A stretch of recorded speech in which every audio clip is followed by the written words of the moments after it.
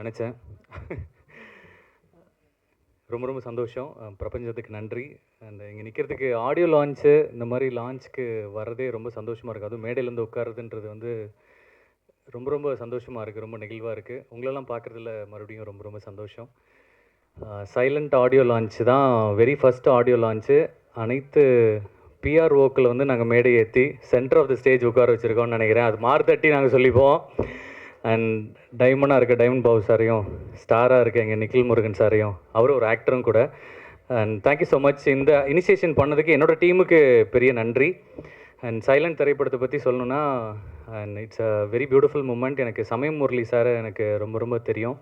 சமயம் முரளி சார் பற்றி சொல்லணும் அப்படின்னா, அவர் வந்து ஒரு அரசு அதிகாரி மட்டும் இல்லை, அரசு அதிகாரியாக மட்டும் இல்லை, அவர் வந்து தமிழில் ரொம்ப ஆர்வம் இருக்கக்கூடியவர். எனக்கு ஒரு படம் பண்ணுறதுக்காக தான் சார் வந்து என்னை கூப்பிட்டுருந்தாரு.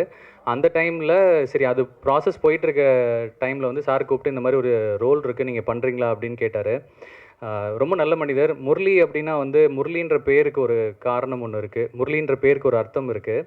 என்னென்னா முரளின்றது புல்லாங்குழல் அப்படின்னு சொல்லுவாங்க. அந்த புல்லாங்குழல்லேருந்து வர்ற இசை வந்து கேட்குறவங்களுக்கு பயங்கரமாக வந்து அது ரொம்ப இனிமையாக இருக்கும். அதே மாதிரி தான் அவருமே நிறைய பேருக்கு வந்து ஹெல்ப் பண்ணிகிட்ருக்காரு. And thank you so much sir, எனக்கும் இந்த ஆப்பர்ச்சுனிட்டி நீங்கள் கொடுத்ததுக்கு. அண்ட் தேங்க்ஸ் கணேஷ் வந்து என்னை நம்பி இந்த படத்தை வந்து இந்த கேரக்டரை என்னால் பண்ண முடியும்னு ரொம்ப பிலீவ் பண்ணார். தேங்க்யூ கணேஷ். அவர் இயக்குனரும் ப்ளஸ் வந்து இந்த படத்தில் ஹீரோவும் அவர் தான். இன்றைக்கி ஷோவோட ஹீரோவும் அவர் தான். ஸோ என் கூட நடித்த அத்தனை பேருக்குமே நன்றி. இந்த படம் வந்து உண்மையாகவே சொல்லணும் அப்படின்னா நிறைய நம்ம திருநங்கைகள் பார்த்துருக்கோம். ஸோ திருநங்கைகள் பற்றின நிறைய கான்ட்ராவர்சி வந்து இங்கே இருக்குது. நிறைய ஒவ்வொருத்தங்கிட்டையும் ஒவ்வொரு விதமான வந்து அபிப்பிராயம் இருக்குது. பட் அதை மாற்றுற மாதிரியான ஒரு விஷயமா இது இருக்கும்னு நான் நினைக்கிறேன். ஏன்னா இன்றைக்கி தேதியில் திருநங்கைகள் வந்து மிகப்பெரிய லெவலில் இந்த சொசைட்டியில் வந்து அச்சீவ் பண்ணிகிட்ருக்காங்க. என்னோடய நண்பர்களும் நிறைய பேர் இருக்காங்க.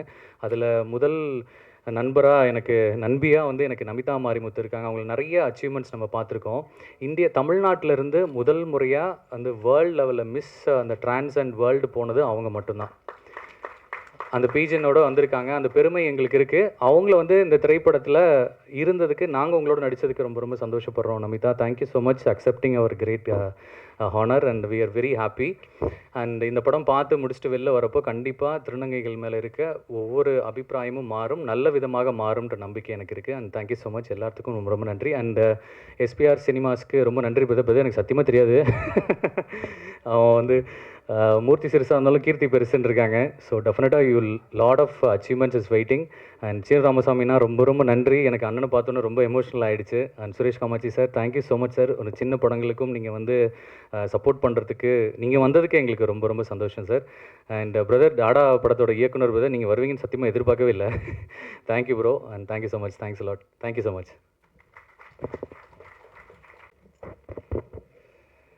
அனைவருக்கும் இனிய மாலை வணக்கம். எனக்கு ரொம்ப ரொம்ப சந்தோஷமாக இருக்குது. ஏன்னா வந்து சைலண்ட் மூவி ஆடியோ லான்ச்சில் இருக்கும். எனக்கு இந்த வாய்ப்பு கொடுத்த டைரக்டர் கணேஷ் சாருக்கும், அதுக்கப்புறம் சமய முரளி சார், அப்போ என்னோடய க்ளோஸ் ஃப்ரெண்ட் முரளி என்னை வந்து இந்த படத்துக்கு அப்ரோச் பண்ணுறப்ப என்ன சொன்னாங்கன்னா, இந்த மாதிரி வந்து திருநங்கை சமுதாயத்தில் இருக்க மாற்றத்தை வந்து மாற்றுறதுக்காக தான் இந்த படம் எடுக்கிறோம், கண்டிப்பாக நீங்கள் வந்து ரோல் பண்ணணும்னு. நான் கண்டிப்பாக பண்ணுறேன் சார் என்ன. அதே மாதிரி இந்த சாங் கேட்டேன்னே எனக்கு ரொம்ப டச்சிங்காக இருந்தது. ஏன்னா வந்து ஒரு திருநங்கையாக நான் வந்து ஜெயிச்ச விஷயத்தை வந்து நான் வந்து பெருமையாக கொண்டாடுற விஷயம் இந்த பாட்டு. ஸோ இந்த பாட்டை நீங்கள் பண்ண நல்லாயிருக்குன்னாங்க. அந்த பாட்டு இன்றைக்கி திரையில் பார்க்குறப்ப ரொம்ப ரொம்ப சந்தோஷமாக இருந்தது. என்டையர் டீமுக்கும் என்னோட மனமார்ந்த வாழ்த்துக்கள். கண்டிப்பாக இந்த படத்தினால திருநங்கை வாழ்வும் மக்கள் மத்தியில் இருக்க அந்த மாற்றமும் மாறும் நம்புகிறேன். நன்றி, வணக்கம் சார். அனைவருக்கும் அன்பான மாலை வணக்கம். உண்மையிலே இது வந்து ஒரு பெரிய ஆச்சரியமான மேடை. ஏன் சொல்லுங்கள்? உண்மையிலே இது ரொம்ப ஆச்சரியமான ஒரு மேடை. ஏன்னா கிட்டத்தட்ட நான் ஒரு இயக்குனராகி ஒரு 17-18 வருஷம் ஆயிடுச்சு. ஒரு நியூஸை 2 பிஆர்ஓவுக்கு அனுப்பிச்சிங்கன்னா அந்த பத்திரிக்கை வரவே வராது.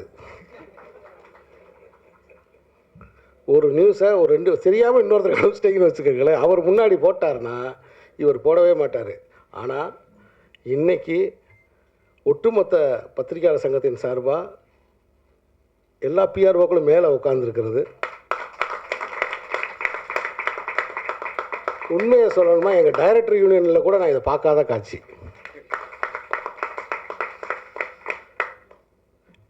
முதல்ல இந்த விழாவுக்கு என்னை அழைச்ச ஹேமந்துக்கு என்னுடைய மனப்பூர்வமான இதயபூர்வமான வாழ்த்துக்களை தெரிவிச்சுக்கிறேன். ஏன்னா 2012 வந்து ஒரு ஒரு மெலிந்த பையனாக கொஞ்சம் மெலிந்த பையனாக பிஹைண்ட் வுட்ஸ்லேருந்து ஒரு தம்பி தொடர்ந்து என்னை ஃபாலோ பண்ணி ஒரு பேட்டி நான் அவரும் என்னை எடுத்தாங்க அவங்க. அப்போ நானும் அவரை மாதிரி தான் இருந்தேன்.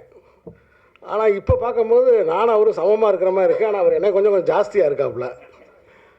ஸோ ஹேமந்த் எனக்கு ஃபோன் பண்ணி, சார் நான் பிஆர்ஓ ஆகிறேன் சார், நீங்கள் வந்து என்னை வாழ்த்தணும்னு சொன்னாப்புல. நான் ரொம்ப சந்தோஷப்பட்டேன். ஹேமந்த் ஃபஸ்ட்டு என்னை பேட்டி எடுத்த அந்த நாள் எனக்கு ஞாபகத்துக்கு வந்துச்சு. அடடா, நம்மளை ஃபாலோ பண்ணி நம்மளை வந்து அந்த அந்த படத்துக்காக நமக்கு வந்து நின்னாப்புலையே. அதுக்கப்புறம் தொடர்ந்து அதை பற்றி நிறைய ரிவ்யூஸ்லாம் எனக்கு போட்டாப்புல. ஸோ அதை மனசில் வச்சு ஹேமந்த் என்ன படம் எதுவுமே எனக்கு தெரியவே தெரியாது, நான் வர்றேன் ஹேமந்த்ன்ட்டேன். நேராக கிளம்பி வந்துட்டேன். என்னோடய இதயபூர்வமான வாழ்த்துக்கள் ஹேமந்த். ஒளிமயமான எதிர்காலம் உண்டாகட்டும். என்ன காரணம் தெரியுமா உங்களுக்கு? நீங்கள் பிஆர்ஓ ஆகிற இந்த நன்னாளில், அதாவது இந்த டைகர் ட்ராகன்லாம் ஒரு பட்டங்கள்லாம் கொடுப்போம் இல்லையா, அது மாதிரி நிகில் முருகன் மேடையில் இருக்காப்புல பிஆர்ஓக்களுக்கு. அதே மாதிரி வந்து இவர் இருக்கார், நம்ம டைமண்ட் பாபு சார் இருக்கார். அப்படியே டைமண்ட் பாபு சார் இப்போ பார்க்கும்போது எனக்கு ஃபிலிம் நியூஸ் ஆனந்தன் சார் ஞாபகத்துக்கு வருது. அப்படியே கொஞ்சம் கொஞ்சமாக அவங்க அப்பாவாக மாறிக்கிட்டு இருக்காப்புல. பார்த்தீங்கன்னா தெரியும் எனக்கு. அவரை பார்க்கும்போது டக்குன்னு அப்பா ஞாபகம் எனக்கு வந்துச்சு. அதே மாதிரி மேடையில் பத்திரிகையாளர் சங்கத்திலேருந்து மேடையில் வந்து இதயபூர்வமாக வந்து உங்களை வாழ்த்தி மாலை போட்ட நம்ம சகோதரர்கள். ஸோ அப்படி இவ்வளவு பேரோட ஆசீர்வாதம், மூத்தோர்களின் ஆசீர்வாதம் உங்களுக்கு இருக்குது. அதனால் உங்களுக்கு வெற்றி உறுதி. வாழ்த்துக்கள். என்னுடைய அன்பு நண்பர், தயாரிப்பாளர், இயக்குனர் சுரேஷ் காமாட்சி அவர்கள் வந்து இந்த மேடைக்கு என் பக்கத்தில் அமர்ந்திருக்காரு. 3 அற்புதமான படைப்புகளை கையில் வச்சுருக்காரு. தமிழ் சினிமாவில் அடுத்து டாக் ஆஃப் த கோடம்பாக்கம்னா அவர் வச்சுருக்கிற படம் தான். என்னுடைய அன்பு நண்பன் ராமோடைய இயக்கத்தில் வரப்போகிற 7 கடல் 7 மலை 7 கடல் 7 கடல் 7 மலை அப்படிங்கிற படம். அப்புறம் அண்ணன் பாலா அவர்களுடைய திரைப்படம். அதுக்கப்புறம் வந்து ராஜா கிளி. இப்படி 3 படங்கள் வந்து அடுத்தடுத்து வரப்போகுது. நாட் ஓன்லி சைலண்ட் மூவி, சின்ன படம் எடுக்கிற எல்லாரையும் ஆதரிக்கக்கூடிய ஒரு தயாரிப்பாளர்.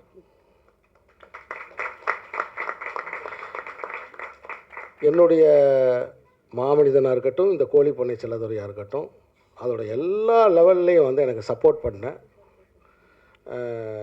ஒரு ப்ரொடியூசர். சின்ன படம்ல, பெரிய படம்ல, ஒரு ஆரோக்கியமான படத்துக்கு, ஆரோக்கியமான முன்னெடுப்புக்கு, இன்றைக்கி குரல் கொடுக்கறதுக்கு, அதுக்காக ஃபைட் பண்ணுறதுக்கு இருக்கக்கூடிய ஒரு ப்ரொடியூசராக என்னுடைய சகோதரர் சுரேஷ் காமாட்சியை நான் பார்க்குறதுல எனக்கு ரொம்ப பெருமையாகவும் இருக்குது, சந்தோஷமாகவும் இருக்குது.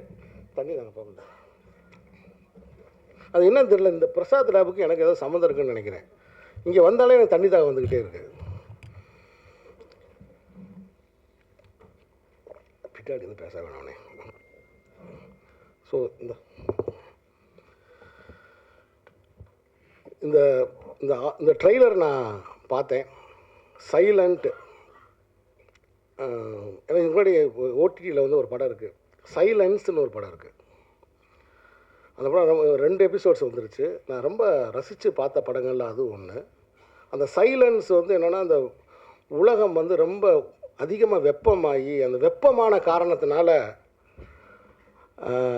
அந்த வெப்பம் அதே சமயத்தில் சப்தம், இந்த சவுண்டு பொல்யூஷன்னு சொல்கிறாங்க இல்லையா, ஓவர் சத்தம். நீங்கள் பார்த்தா தெரியும், இந்த லாரி டிரைவரில் இளையராஜாவை மாதிரி இந்த ஹாரன் அடிக்கிறது, காலை 5 மணிக்கு ஹாரன் அடிக்கிறது, ஆளே இருக்க மாட்டேன் ஹாரன் அடிச்சுக்கிட்டே போகிறது. இந்த சவுண்டு பொல்யூஷன், இந்த சவுண்டு பொல்யூஷன்னால் சில உயிரினங்கள் தோன்றுகிறது. அந்த படத்தில் சில உயிரினங்கள் தோன்றுகிறது. அது யாராவது சத்தம் கொடுத்தவங்கள போய் தாக்குது. இதுதான் அந்த படத்தோட கதை. ஸோ நான் வரும்போது நான் சைலண்ட்னோடனே இது அந்த மாதிரி ஒரு படமாக இருக்கும் போல் தெரியுது அப்படின்ற ஒரு இமேஜினேஷனில் வந்தேன். ஆனால் இங்கே இந்த ட்ரெய்லரை பார்க்கும்போது இது வேறு ஒரு விஷயத்தை பேசுகிறது எனக்கு தெரியுது. உண்மையிலேயே இந்த திரைப்படத்தோட இயக்குனர், ஒரு முதல் பட இயக்குனர், இவ்வளவு தைரியமாக எனக்கு தெரிஞ்சு தமிழ் சினிமாவில் ஏன்னா யாரும் இந்த மாதிரி ஒரு முயற்சி பண்ண மாட்டாங்க. ஆனால் அவ்வளோ தைரியமாக அவரே கதாநாயகனாகவும் நடித்து அதே சமயத்தில் மெயின் லீடாக திருநங்கை ஒருத்தரை வந்து அவர் நடிக்க வச்சுருக்காரு. அதுக்கே என்னுடைய பாராட்டுக்கள். ஏன்னா சக உயிர் அவங்க. இன்னும் சொல்லப்போனால் அவங்களுக்கு சந்ததிகளே கிடையாது.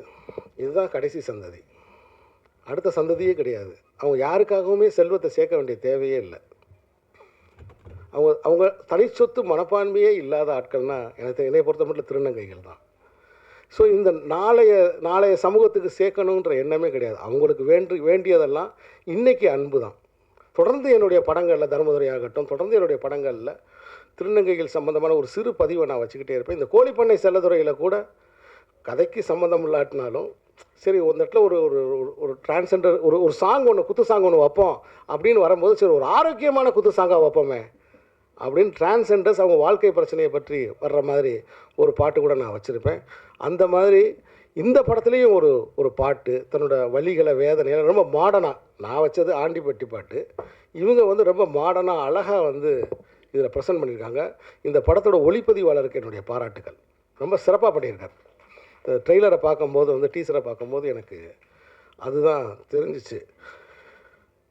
ஸோ இந்த படக்குழுவுக்கு என்னுடைய பாராட்டுகளை நான் தெரிவிச்சுக்கிறேன். அப்புறம் வந்து தொடர்ந்து வந்து என்கிட்ட வந்து வரும்போதே என்கிட்ட 2-3 பேர் கேட்டாங்க, ஏன்னா நல்லா இருக்கீங்களா சார், அண்ணே நீங்கள் அன்றைக்கி பேசுனது ரொம்ப சிறப்பாக இருந்துச்சுண்ணே, நல்லா இருந்துச்சு, இன்றைக்கி இந்த மேட்ரை பேசுங்கண்ணே அப்படின்னாங்க. ஏன்னா அது தம்பி சைலண்ட்டு தலைப்பு, இயக்குனர் சொன்ன மாதிரி இங்கே அது ஒரு பெரிய சத்தம் ஆயிரும், என்ன மேட்ரு அப்படின்னு கேட்டேன். ஒரு பக்தி மேட்ரை சொன்னாப்புல. நான் சொன்னேன், தம்பி அதை நான் பேச முடியாது, நான் ராமரை பற்றி பேசி நான் வனவாசம் போக முடியாது, ஏன்னா அது நான் செய்ய முடியாது, அது வேணாம்ப்பா, நான் என்னை தயவுசெய்து அதெல்லாம் பேச சொல்லாத, அது மாதிரி என்னை ட்ரெயின் பண்ணாத, நான் கான்ட்ராவர்சியாக எப்போயுமே நான் மேடைகளில் நான் பேசுகிறது இல்லை தம்பி அப்படின்னு நான் சொன்னேன். இல்லைண்ணா நீங்கள் இப்போ அதுதான் வந்து ட்ரெண்டாக இருக்குது. இல்லைப்பா, நான் வந்து எல்லா மதங்களில் இருக்கக்கூடிய நல்ல விஷயங்களை எடுத்துக்கிறவன். என்னுடைய படங்களில் சமூக நல்லிணக்கம் இருக்கும். நான் வந்து எந்த கடவுளையோ எதையோ நான் நிந்தனை பண்ணுறவன் நான் கிடையாது. ஸோ இப்போ இந்த படத்தை பார்க்கும்போது வந்து ஒரு சிவனாக வந்து இவர் பெர்ஃபார்ம் பண்ணியிருப்பாப்புல, கணேஷ் வந்து சிவனாக வந்து அப்படி பெர்ஃபார்ம் பண்ணி அப்படி ஆடியிருப்பாப்புல. நான் கூட சொல்லுவேன், ஒரு மனுஷன் ஆரோக்கியமாக இருக்கணும்னா என்ன செய்யணும், ஒரு மனுஷன் ஆரோக்கியமாக இருக்கணும்னா என்ன செய்யணும். எங்கள் வீட்டில் இருக்க பிள்ளைகள்கிட்ட நான் சொல்லுவேன், முருகன் மாதிரி நிற்கணும், முருகன் மாதிரி நிற்கணும், விஷ்ணு மாதிரி கையை வச்சு இப்படி படுத்துக்கு பார்க்கணும், ஐயப்பன் மாதிரி குத்த வச்சு உட்காரணும். உட்கார முடியுமா ஹேமந்த், உங்களால் முடியுமா? உருண்டு கீழே விழுந்துருவாப்புல. ஐயப்பன் மாதிரி குத்த வச்சு உட்காரணும். ஏன்னா அவங்க அந்த நிலை அப்படிங்கிறது, அவங்க அந்த மலையில் இருக்கிற தெய்வம்னால மரம் நிறைய ஏறுறாங்க, நிறைய ஏறும்போது குத்த வச்சு உட்காந்திங்கன்னா அந்த கால்லாம் ஸ்ட்ரெச் ஆகும். அதனால அவங்க தெய்வத்தை வந்து அவங்க குத்த வச்சு பார்க்குறாங்க. ஸோ அப்படி குத்த வச்சு உட்காரணும். சிவன் மாதிரி ஒரு காலை தூக்கி வச்சு ஆடணும். விநாயகர் மாதிரி சம்மணம் போட்டு உட்காரணும். இந்த 4 நிலைகளை கண்டினியூஸாக நீ செஞ்சேன்னா நீ ஆரோக்கியமாக இருப்ப. இதை சொல்கிறதுக்கு தான் இந்த தெய்வங்களை இவங்க படைச்சிருக்காங்க. ஸோ அதனால் இந்த எல்லா மதங்களையும் நான் வந்து அந்த எல்லா மதங்களில் இருக்கக்கூடிய நல்ல கருத்துக்களை நான் எடுத்துக்கிறேன். என்னுடைய படங்களில் எல்லோரும் ஒற்றுமையாக இருக்கணுன்ற சமூக நல்லிணக்கத்தை வலியுறுத்தக்கூடியவன். அதனால் தயவுசெய்து இந்த சிக்கலில் மட்டும் என்னை மாட்டி விடாதப்பா, நான் பேச மாட்டேன் அப்படின்னு. இல்லைண்ணே, அந்த விமர்சனத்தை பற்றி ஒன்று பேசுனீங்க இல்லைண்ணே, அதுதான் முடிஞ்சு போச்சேப்பா, அதை பற்றி மறுபடியும் என்னப்பா பேசணும் அப்படின்னு கேட்டேன். இல்லைண்ணே, தயவுசெய்து அதை பற்றி இன்னும் 2 வார்த்தை சொல்லுங்கண்ணே. இங்கே பாரு, நான் சின்ன வயசாக இருக்கும்போது இந்த மேடையை வச்சுருவேன். நான் சின்ன வயசாக இருக்கும்போது இருந்து விமர்சனத்தை பார்த்துட்டு தேட்டருக்கு போகவே மாட்டேன். குறிப்பாக சினிமாவுக்குள்ளே நான் வரணும்னு முடிவு பண்ண பிறகு, சினிமாவுக்குள்ளே வரணும்னு முடிவு பண்ணும்போது, நான் சொல்கிறது 90s, இந்த 94, 93 அந்த டயத்தில் தேட்டருக்கு நான் போகும்போது வந்து யார் சொல்கிற விமர்சனத்தையும் நான் கேட்க மாட்டேன். யார் சொல்கிற விமர்சனத்தையும் கேட்க மாட்டேன். அதே மாதிரி எங்களை வந்து பத்திரிகைகள் வந்து அப்போ ஆனந்த விகடன், குமுதம், கல்கி, கல்கண்டு, அமுத சுரபி, இப்படி யுனெஸ்கோ கூரியர் வரைக்கும் எல்லா பத்திரிகையும் நான் படிச்சிருவேன் நூலகத்துக்கு போய். சாவி, இப்படி எல்லா பத்திரிகையும். அப்போ எல்லா பத்திரிகையில் இருக்கிற விமர்சனமும் நான் படிப்பேன். ஆனால் அப்போ அந்த விமர்சனம்லாம் ஒரு நாள் 2 நாளில் வரும். ஆனால் எந்த விமர்சனத்தையும் நான் படிச்சுட்டு தேட்டருக்கு போக மாட்டேன். ஆனால் தேட்டரில் போய் படம் பார்த்துட்டு வந்து எல்லா விமர்சனத்தையும் படிப்பேன். எல்லா விமர்சனத்தையும் படிப்பேன். அப்போ என்னென்னா, இந்த படத்தை பற்றி நம்ம நினைக்கிறது சரியா, இந்த படத்தில் என்னென்ன குறைகள் இருக்குதுன்னு நம்ம என்ன நினச்சோம், அது எல்லாமே சரியா அப்படின்னு நான் பார்ப்பேன். நான் பெல் அடிச்சுக்கிட்டே இருக்க பாருங்களேன். நான் ஓடி போய் எடுத்துடுவேன் போல தெரியுது. சரியா அப்படின்னு ஒரு பயிற்சிக்காக திரும்ப நான் படித்து பார்ப்பேன். இப்படி தான் ஒரு படத்தை என்னோடய ரூம்மேட்டு சென்னையில் இருக்கும்போது அந்த படம் நல்லா இல்லைன்னு சொல்லிட்டாங்க. முத்துன்னு ஒரு படம், ரஜினி சார் நடித்த அந்த முத்து படத்தை அவருக்கு பிடிக்கல போல தெரியுது. இந்த படம் நல்லா இல்லைன்னு சொல்லிட்டாப்புல. நான் அதனாலே ஒரு 2 நாள் கழித்து போவோன்ட்டு அப்படியே விட்டுட்டேன். உட்கார முடியாத தலைவா அப்படின்னு என்கிட்ட சொல்லிட்டாப்புல. அப்படி சொல்கிறாப்புலன்ட்டு. அதுக்கப்புறம் பார்த்தா அந்த படம் பயங்கரமாக ஹிட் ஆகுது. நான் தேட்டருக்கு போகிறேன், அந்த படம் பிளாக் பஸ்டர் ஆகுது. அங்கே மட்டும் பிளாக் பஸ்டர் ஆகலை, தெற்காசிய நாடுகள் ஃபுல்லாக அந்த படம் பயங்கர ஹிட் ஆகுது, ஜப்பானில் எல்லாத்துலேயும். என்ன காரணம்னா, தம்ம மதத்தில் இருக்கக்கூடிய புத்தரோட கருத்துக்கள் எல்லாம் அந்த படத்தில் இருக்குது. ரஜினி சார் பேசுகிறார், ஒருவன் முதலாளி, உலகில் மற்றவன் தொழிலாளி, இந்த மாதிரி கருத்துக்கள்லாம் அதில் பேசுகிறாரு. அந்த படம் எனக்கு ரொம்ப பிடிச்சிருந்துச்சு. அப்போ முடிவு பண்ணேன், ரூம்மேட்டை கேட்டு சினிமாவுக்கு போகக்கூடாதுன்னு. ரூம்மேட்டை கேட்டு சினிமாவுக்கு போகக்கூடாது அப்படின்னு நான் முடிவு பண்ணேன். ஆனால் அப்பையும் சரி இப்பையும் சரி, நான் படம் பார்த்துட்டு வந்துட்டு ஒரு 10-15 விமர்சகர்களுடைய விமர்சனங்களை எடுத்து அவங்க என்ன சொல்கிறாங்கன்னு பார்ப்பேன். என்ன சொல்கிறாங்கன்னு அப்படி பார்க்கும்போது, நம்ம பார்க்காத கோணத்தில் இந்த விமர்சகர் பார்த்துருக்காருன்னு ஆச்சரியப்படுவேன். இது என்னுடைய பழக்கம், இது நான் நடைமுறையில் வச்சுருக்கிற பழக்கம். மற்றபடி சிறு படங்களுக்கு இப்போ நான் உங்கள் முன்னாடி நிற்கிறேன்னா, சிறு படங்களை, பெரிய படங்களை பற்றி எனக்கு தெரியாது. ஏன்னா பெரிய படங்கள் பெரும்பான்மை வியாபாரத்தில் வந்து கரையேறி வந்து நின்றும், தேட்டரில் வந்து கரையேறி வந்து நின்றோம். அவ்வளோ விளம்பரம் பண்ணுவாங்க, போஸ்டர் விட்டுவாங்க, எல்லாமே செய்வாங்க. ஆனால் சிறு படங்களுக்கு கைப்பிடிச்சு மக்களுக்கு அடையாளம் காட்டினதுன்றது பத்திரிகையாளர்கள் தான், விமர்சனங்கள் தான். அப்போ சிறு படங்களுக்கு இன்றைக்கு தேவை வந்து ஆரோக்கியமான விமர்சனங்களும் வழிகாட்டுறதும் தான்ன்றது என்னுடைய தாழ்மையான கருத்து. ஏன்னா இப்போ சமீபத்தில் வந்து பராரின்னு ஒரு படம், புதுமுகங்கள் நடித்த பராரின்னு ஒரு படம், ரொம்ப ஒரு சென்சிட்டிவான ஒரு இஷ்யூவை வச்சு நல்லா இருக்குன்னு சொல்கிறாங்க. ஆனால் அந்த வாசலில் வச்சு அந்த ஆடியன்ஸ் ரிவ்யூ கேட்பீங்க இல்லையா, அந்த மாதிரி ரிவ்யூஸ்லாம் நிறைய வராதனால அந்த படம் தேட்டருக்கு வந்திருக்கானே தெரியாமல் போயிடுச்சு. அதனால் என்னுடைய தயாரிப்பாளர் சங்கத்தோட தொடர்பில் இருக்க சுரேஷ் காமாட்சி அவர்கள் மேடையில் இருக்கார். ஒரு இயக்குனராக நான் கேட்டுக்கிறது, சில கட்டுப்பாடுகளோட, ஏன்னா அவங்களுக்கும் நிறைய பொறுப்பு இருக்குது, சில கட்டுப்பாடுகளோட தயவு செய்து தியேட்டர் வாசலில் ரிவ்யூ பண்ணுவதற்கு அனுமதிங்க.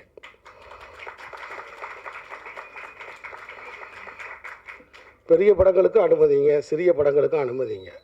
தியேட்டர் வாசல் ரசிகர்கள்ட்ட கேட்குறதுக்கு நீங்கள் மக்களுடைய கருத்தை அவங்க வாங்கி போட போகிறாங்க. ஏன்னா அப்படி மக்களுடைய கருத்தை வாங்கி போடுறதுக்கு தயவுசெய்து அனுமதிங்க. ஏன்னா அப்படி இல்லைன்னா சிறு படங்கள் மக்களின் கவனத்துக்கு வராமையே போயிடும். அந்த படத்தில் என்ன நல்லது இருக்குது என்னது இருக்குன்றதை கொஞ்சம் உரத்து, எப்படி என்னுடைய தென்மையர் பருவ காட்டெலாம் சின்ன படம் தான், இந்த கோழிப்பனை செல்லத்துறையெல்லாம் சின்ன படம் தான். இந்த படங்கள்லாம் நீங்கள் எப்படி குரல் கொடுத்தீங்க, நீங்கள் குரல் கொடுத்தனால தான் அந்த படம் இன்றைக்கி 25 லட்சம் பேர் பார்த்துருக்காங்க ஓடிடியில். அவ்வளோ மக்களுக்கு போய் அது ரீச் ஆகிருக்கு. இப்போ என்கிட்ட கூட கேட்டாங்க, நீங்கள் அடுத்து என்ன பண்ண போகிறீங்க அப்படின்னு கேட்டாங்க. அடுத்து நான் ப்ரொமோஷன் பண்ண போகிறேன்னு. என்னங்க அடுத்து ப்ரொமோஷன் பண்ண போகிறீங்க ஏங்கன்னீங்க, உங்களுக்கு விவரம் தெரியலைன்னா பேசாமல் இருங்கன்ட்டு. பல பேர் என்னை வந்து இணையதளங்களில் நிறைய நெகட்டிவ் கமெண்ட்ஸு, அவங்கவுங்க தான் அறிவாளி நினச்சிக்கிட்டு சில கருத்துக்களை சொல்கிறாங்க. அது கிடையாது உண்மை. ஒரு ஜன்னலில் ஒரு புறா நிற்கிது, அந்த புறாவை எத்தனை பேர் பார்க்க போகிறாங்க, எத்தனை பேர் பார்த்தா எவ்வளோ ரூபா வரப்போகுதுன்றதான் பாயிண்ட்டு. அப்போ நான் ஊரையே கூட்டி அந்த புறாவை பார்க்க வைக்கிறது தானே அந்த புறாவை வளர்க்குறவனோட வேலை. அதுதானே அந்த படைப்புக்கு நான் செய்கிற தர்மம். அதை தான் இப்போ நான் செஞ்சுக்கிட்டு இருக்கேன். ஒரு வியூ பார்த்தா இவ்வளோ ரூபான்னு சொல்லிட்டாங்க. அதெல்லாம் இங்கே சொல்ல விரும்பலை நான். ஒரு வியூ பார்த்தா இவ்வளோ ரூபான்னு சொல்லிட்டாங்க. அப்போ 1 கோடி பேர் பார்த்தா 7 கோடி தமிழர்கள் இருக்காங்க. அப்போ சீனு ராமசாமி தர்மதுரை எடுத்திருக்கான், மாமனிதன் எடுத்திருக்கான், தொடர்ந்து நல்ல படத்துக்காக அறம் சார்ந்த படத்துக்காக நின்றுருக்கான். அவன் என்னடா சொல்லியிருக்கான் அப்படின்னு சொல்லி 1 கோடி தமிழர்கள் அந்த அமேசான் ஓடிடியை ஓப்பன் பண்ணி பார்க்க மாட்டாங்களா? அப்போ என்னுடைய வேலை என்னென்னா இந்த படம் இங்கே இருக்குன்ற அவங்களுடைய கவனத்துக்கு கொண்டு போகிறது தான். அப்படி கொண்டு போனாலே போதும். ஷேர் இட்ன்ற பேசிஸ்லாம் நம்ம கொடுத்துருக்கோம். அதனால தான் தொடர்ந்து நான் வந்து எல்லாத்துலேயும் போட்டுக்கிட்டே இருக்கேன். இந்த படத்தை பாருங்கள் பாருங்கள் பாருங்கன்னு சொல்லி போட்டுக்கிட்டே இருக்கேன். ஒருத்தர் முகநூலில் கீழே கமெண்ட் போட்டிருக்காரு. நான் ஒரு அமௌண்ட்டு போட்டிருந்தேன். அப்போ இன்றைக்கி ராத்திரி உங்களுக்கு அந்த ரூபாய் உங்களுக்கு வந்துரும்னு போட்டிருக்காரு. அப்போ ஓப்பன் பண்ணி பார்ப்பாருன்னு அர்த்தம். ஓப்பன் பண்ணி பார்ப்பாருன்னு அர்த்தம். அதனால் சைலண்ட் மூவிஸ் உலகமெங்கும் நீங்கள் பேசப்படுவீங்க. ஏன்னா இந்த மாதிரி கண்டென்ட்டுகளுக்கு தான் இன்றைக்கி பெரிய வரவேற்பு இருக்குது. உலகமெங்கும் நீங்கள் பேசப்படுவீங்க அப்படின்னு நான் ரொம்ப ஆழமாக நம்புகிறேன், வாழ்த்துறேன். இந்த புதிய படம், இந்த புதிய கலைஞர்கள், ஏன்னா நான் எப்பயுமே யாரையுமே குறைச்சி மதிப்பிட மாட்டேன். திண்டுக்கல் அலெக்ஸ்னு எனக்கு ஒரு நண்பர் இருக்கார். அவர் ஒரு நாள் என்னை வந்து ஒன்றை மட்டும் பேசிட்டு போயிடுறேன். ஏன்னா நான் பேசுகிறது எய்த்தாப்பில் உட்காந்துருக்கிறவங்களேன்னு உங்களுக்கு தெரியும். திண்டுக்கல் அலெக்ஸ்னு என்னுடைய நண்பர் ஒருத்தர் இருந்தார். ஒரு நாள் வந்து அப்போ வந்து என்னை பணம் கொடுக்கணும் வான்னு சொல்லி கூப்பிட்டார் ஒரு ஆளுக்கு. சரி நான் வரேன். அப்போ சின்ன பையன் நான் கூட வந்தேன். வந்தால் அவர் ஒரு ஜீப் ஒன்று வச்சுருப்பார் எப்பயுமே. அந்த ஜீப்பில் தான் எனக்கு கூப்பிட்டு வந்தாப்புல. Location manager, Dindigul location manager. Vathalagundu bus ஸ்டாண்டில் 2 பேர் நின்னாங்க. ஒருத்தர் ஒல்லியாக நின்னார், ஒருத்தர் வந்து கொஞ்சம் அவரோட கொஞ்சம் பரவாயில்லன்ற மாதிரி இருந்துச்சு, கண்ணாடி போட்டிருந்தார். இது 2 பேரையும் பார்த்து என்னண்ணே, இல்லைப்பா இவர் தான் டைரக்டர், இவர் ஹீரோ, இவருக்கு நான் பணம் கொடுக்குறக்கா அவங்க அப்பா ஃபோன் பண்ணி பணம் கொடுக்க சொன்னார், அதான் அந்த ரூபாயை கொடுக்குறக்கா. அவனு யாருண்ணே ஹீரோ? அப்படியாண்ணே. நான் அப்போ கொஞ்சம் ஃபாரின் ஃபிலிம்ஸ்லாம் நான் கொஞ்சம் பார்ப்பேன். வெளிநாட்டு படம் மாதிரி எடுப்பாங்க போல தெரியுது அப்படின்னு நினச்சிட்டு ரொம்ப ஆச்சரியமாக பார்த்தேன். நான் அன்றைக்கி ஆச்சரியமாக பார்த்தவர் தான் தனுஷ். பக்கத்தில் இன்னொரு செல்வராகவர், அன்றைக்கி பக்கத்தில் இன்னொரு செல்வராகவர். இது தனுஷ் அவர்கள்ட்டே நேரில் பார்க்க போய் நான் சொன்னேன். ஸோ அப்போ திண்டுக்கல் அலெக்ஸ் வந்து கஸ்தூராஜா சார் பசங்க அப்படின்னு சொல்லி பணம் கொடுத்துட்டு அவங்க வாங்கிட்டு ஒரு கார் எடுத்துகிட்டு மேலே அப்படியே போயிட்டாங்க. ஸோ ஆனால் இன்றைக்கி ஒரு நடிப்பு அரசனா அவர் சாதித்த சாதனைகள் எவ்வளோ, அது மாதிரி தான் முதல்ல முளைக்கும் போது யாரையுமே இந்த உலகத்தில் இருக்கக்கூடிய யாரையுமே நான் குறைவாக நினச்சதில்லை. இந்த ஒரு டைரக்ஷன் பண்ணி ஒரு திருநங்கையாக நடித்து இந்த படத்தில் நீங்கள் வந்து ஒரு ஒரு திரைக்கதை வசனம் இன்னொருத்தர்கிட்ட வாங்கி அவர் பாடல்களை நீங்கள் பயன்படுத்தி ஒரு ஃபிலிமை நீங்கள் கொண்டு வந்திருக்கீங்க அப்படின்னா அதுவே மிகப்பெரிய சாதனை. உங்களுக்கு ஒளிமயமான எதிர்காலம் உண்டாகட்டும்னு நான் வாழ்த்துறேன். ஸோ இவ்வளோ நேரம் என்னுடைய உரையை பொறுமையாக கேட்ட உங்களுக்கு என்னுடைய அன்பு வணக்கம். தயவு செய்து 2 வரியை மட்டும் கட் பண்ணி போட்டு என் கதையை முடித்து விட வேண்டாம் என்று மிக தாழ்மையுடன் கேட்டுக்கொள்கிறேன். அதாவது ஒன்றும் இல்லைங்க, என் படத்தை பற்றி ஒரு இதை கமெண்ட் போடுறேங்க. எனக்கு இப்போ தான் பயங்கரமான அனுபவம்லாம் உண்டாகுது. போட்ட உடனே கீழே வந்து ஒருத்தன் ஒரு கெட்ட வார்த்தையில் இதெல்லாம் ஒரு படமா அப்படின்னு கேட்டு டப்புன்னு கமெண்ட் போட்டாங்க. போட்ட 2வது நிமிஷம் போட்டாங்க. போட்ட உடனே நான் அதை எடுத்து பார்த்தேங்க. இந்த பயலை நம்ம எங்கேயோ பார்த்துருக்கோமேடா, இவனை எங்கேயோ நம்ம பார்த்துருக்கோமே, இவன் பேர் எங்கேயோ கேள்விப்பட்டிருக்கோம். ஏன்னா அவனை உத்து பார்க்குறேன். எனக்கு ஞாபகம் வந்துச்சு கொரியர் ஆஃபீஸு. ஒரு கொரியர் ஆஃபீஸில் இந்த ஒரு பையனை நம்ம பார்த்தோமா ஞாபகம்னா வடபழனிக்கு நேராக வந்து டிரைவர் இல்லை பைக் எடுத்துக்கிட்டு நேராக வந்துட்டேன். 11 மணி ஞாயிற்றுக்கிழமை வந்தால் அன்றைக்கி கொரியர் ஆஃபீஸை அவங்க திறந்துருக்காங்க, வேலை செஞ்சுக்கிட்டு இருக்காங்க. இந்த பையன் உட்காந்துருந்தான். ஏடா தம்பி வாங்க வாங்க அப்படின்னா, அம்மா எதுக்கு நான் இப்படி கமெண்ட் போட்டேன் அப்படின்னு நினச்சேன். இதுவாண்ணா, இது என்னண்ணா அது? ஓ இது உங்கள் படமாண்ணா? ஆமாடா, என் படம் தான்டா. ஏன் இந்த கமெண்ட்டை போட்ட நீ? மொக்கேன்னு போட்டிருக்கிய. இதெல்லாம் ஒரு படமானு போட்டிருக்கிய. ஏன் இதை போட்டடான்னு நான் கேட்டேன். உடனே அண்ணா சாரிண்ணா, நான் அந்த படம் இன்னும் பார்க்கலண்ணா அப்படின்னா. சரிடா, பார்க்கல ரைட்டு, பார்க்காத படத்தை எப்பறம் நீ மொக்கேன்னு போடுவேன்னு கேட்டேன். இல்லைண்ணா, என் ஃப்ரெண்டு எஃபியில் எழுதியிருந்தாண்ணா. யாரா அவன் ஃப்ரெண்டுன்னு பேசிக்கிட்டு போய் என் ஃப்ரெண்டு வந்துட்டான். ஏன்னா அன்றைக்கி 12 மணி வரைக்கும் தான் கடையை மூட்டிட்டு கூப்பிட்டு போகிறதுக்கு என் ஃப்ரெண்டு வந்துட்டான். அவனை பிடிச்சிட்டேன். அவன் என்ன சொல்கிறான், நானும் இன்னும் படம் பார்க்கலண்ணா, நான் இன்னொருத்தனோட இதை ஸ்டேட்டஸை நான் ஷேர் பண்ணியிருந்தேன், அதை இவன் பார்த்துருக்கான், அதனால தானே நாங்கள் போட்டோம். சாரிண்ணா, நாங்கள் டெலீட் பண்ணிடுறோண்ணா. நீ டெலீட் பண்ண வேண்டிய தேவையில்லை, நான் பிளாக் பண்ணிட்டேன். சரியா? தயவுசெய்து இனிமேல் படத்தை பார்த்துட்டு அதை பற்றி கருத்து போடுங்கடா, இல்லைன்னா உங்களோட கொரியருக்கே நான் வரமாட்டேன் அப்படின்னேன். சரிங்கண்ணா. சரி, இதாவது பரவாயில்லண்ணா. இன்னொரு பயங்கரமான அனுபவம் எனக்கு. நான் தானே கவிதைகள் அப்பப்போ போட்டுக்கிட்டே இருப்பேன் எஃபியில். போட்ட உடனே நைஸ், வெரி குட் அப்படின்னு ஒருத்தன் போட்டுக்கிட்டே இருப்பேன். சரின்னு பார்த்துட்டே விட்டுட்டேன். அப்புறம் ஒரு நாள் இந்த சங்கீதாவில் சாப்பிட்றதுக்காக உட்காந்துருக்கும்போது ஒருத்தர் வந்தாப்புல good morning sir. Good morning sir, நான் உங்களை எஃபியில் ஃபாலோ பண்ணுறேன் சார். அப்படிங்களா? ஆமாம் சார், இந்த பாருங்கள் சார் அவனுக்கு காமிச்சா இவர் தான் இந்த நைஸ் ஓகேன்னு போட்டுருக்கேன் கவிதைக்கு. ஆனால் அவர் ஃபேஸை பார்த்தா நார்த் இந்தியனாக இருக்காப்புல. மகாராஷ்டிராவிலேருந்து இங்கே சூப்பர் ஸ்டார் ஆகணும்னு வந்திருக்காப்புல. சொல்கிறது புரியுதா உங்களுக்கு? அங்கேருந்து ரஜினி சாரை இன்ஸ்பிரேஷனாக எடுத்துக்கிட்டு அங்கேருந்து இங்கே வந்திருக்காப்புல. ஏன்னா என் கையை காமிச்சு நைஸ் ஓகேன்னு. நான் கேட்டேங்க, வா இந்த கவிதையை நீ படிச்சியான்னு கேட்டேன். இது உனக்கு தமிழ் படிக்க தெரியுமான்னு கேட்டேன். இல்லை சார், எனக்கு படிக்க தெரியாது சார். அப்புறம் ஏன் நைஸ்ன்னு போடுறேன்னு கேட்டேன். இல்லை சார், உங்களை சப்போர்ட் பண்ணலான்னு நினச்சேன் சார். என்னை எதுக்கே என் கவிதையே படிக்காமல் என்னை எதுக்கே நீ சப்போர்ட் பண்ணணுங்கிறான். இல்லை சார், நீங்கள் தான் விஜய் சேதுபதினு சொன்னாங்க. இதெல்லாம் உங்கள்கிட்ட காமிச்சு உங்கள் ஆஃபீஸில் பார்த்து ஒரு சான்ஸ் கேட்கலான்னு நினச்சேன். சரி, எந்த ஊரியா நீங்கள்? பூனே சார். இனிமேல் என் ஆஃபீஸுக்கு வா, ஆடிஷன் நடக்காமல் பாரு, ஆனால் நைஸுன்னு மட்டும் என் கவிதைக்கு போடாத அப்படின்னு சொல்லிட்டு. இப்படி இணையதளத்தில் இந்த மாதிரி சமாச்சாரங்கள்லாம் நடந்துக்கிட்டு இருக்கு. ஸோ மகிழ்ச்சி. சைலண்ட் குழுவினர்களுடைய வாழ்த்துக்கள். இந்த படத்தை மக்கள் மன்றத்துக்கு கொண்டு செல்லுங்கள். பத்திரிகை நண்பர்களே, மீண்டும் சந்திப்போம். வணக்கம்.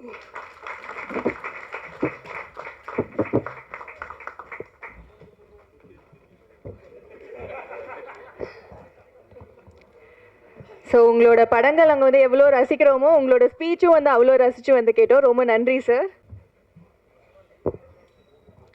மேடையில் அமர்ந்திருக்கும் பெரியோர்களுக்கும், ஊடக அன்பர்களுக்கும், பத்திரிகை அன்பர்களுக்கும், இங்கு அமர்ந்திருக்கும் அனைவருக்கும் என்னுடைய அன்பின் வாழ்த்துக்களை தெரிவித்துக் கொள்கிறேன். முதல்ல கடவுளுக்கு இந்த ஆப்பர்ச்சுனிட்டி எனக்கு கொடுத்ததுக்காக கடவுளுக்கு நன்றி சொல்கிறேன்.